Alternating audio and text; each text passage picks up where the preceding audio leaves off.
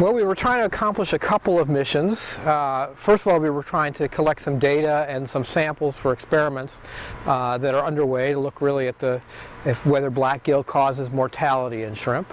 But a second and maybe even more important reason was to bring together from 3 different states diverse stakeholders. We had managers, shrimpers, and we had press as well, and of course the researchers as well, to all get together, spend a day together, fishing, looking at the problem, discussing from different perspectives, and really continuing a dialogue between all the stakeholders, people who care.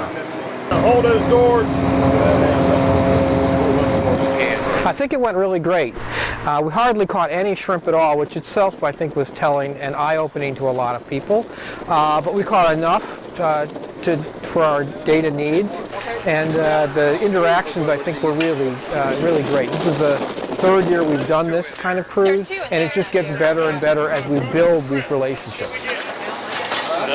We all have different perspectives. We're all dealing with what is essentially at its core the same problem, the same condition, this parasite that's causing black gill.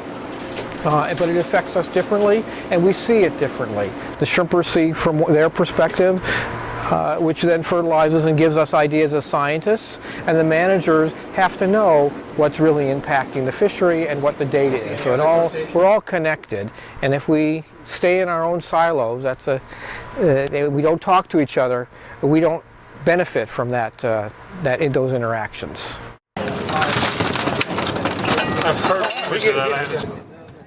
Well, we're continuing our research and continuing building these relationships.